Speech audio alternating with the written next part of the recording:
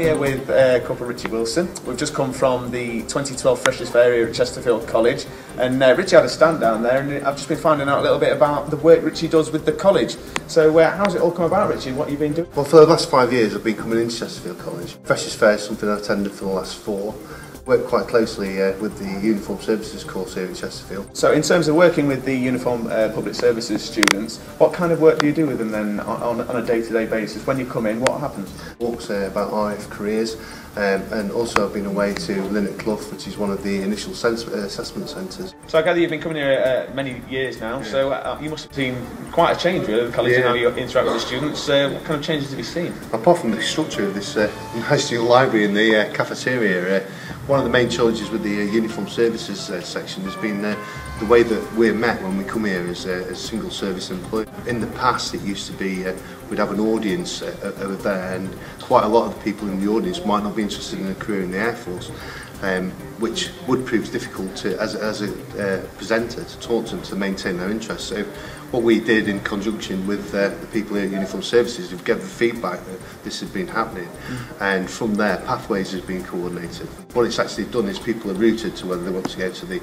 emergency services or to the armed forces. So in terms of the students, when they come to you, what kind of assessment do they do with you? How do you assess them? There's ways. I mean, in the Air Force we recruit from an RAF regiment gunner right the way through to airline pilots and all different careers. So these come from people who need no formal qualifications right the way to postgraduate qualifications. What we most about this college is the fact that not everything's written down.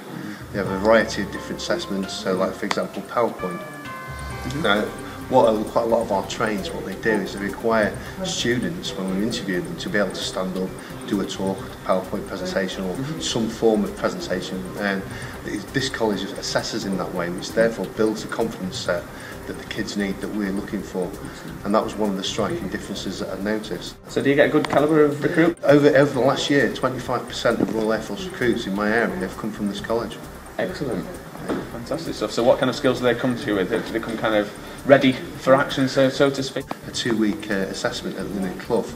I've been privileged enough to go on that for the last 4 years. This has been the 4th year. And what actually happens there is they do forms of assessment to how well these people will fit into a basic military environment. And by that they do assessments which mirror what happens in the transition phase of the RAF basic training. So we look at basic life skills, which could be something like ironing, for example. It doesn't matter whether they're going to come into the military or the uniform, as long as ironing a shirt is some sort of life skill that they can take with them. On top of that, there's a lot of physical preparation and that little bit of robustness that we look for as armed forces employers over a 2.5-day course. And it's very well done because it's finished with the passing out parade. So you've done quite a lot of work with the students, but you can't be everywhere all at once. What happens when you can't be on site, say at Linnet Clough? What would happen? Well, what happens is all of the students, when they're away there, they do blogging on web pages, so I get the access back at home or when I'm recruiting in the office to look at these blogs. Which is also a very good way of building confidence for the students, because not only are they writing on the blog, you sometimes get the podcasts and different things of what they've actually done and what type of assessment they've been doing. In terms of when you come into college, what happens in terms of your input on the curriculum? Do you have much input on public services and what employers such as yourself want out of the student?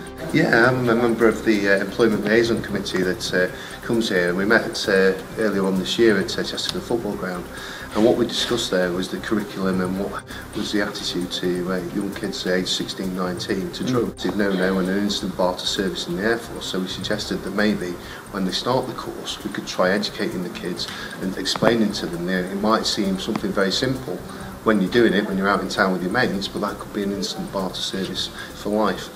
And what we've actually done is liaised with the committee and with other employers as well from across the 2 services and the emergency services, and sort of put these inputs in.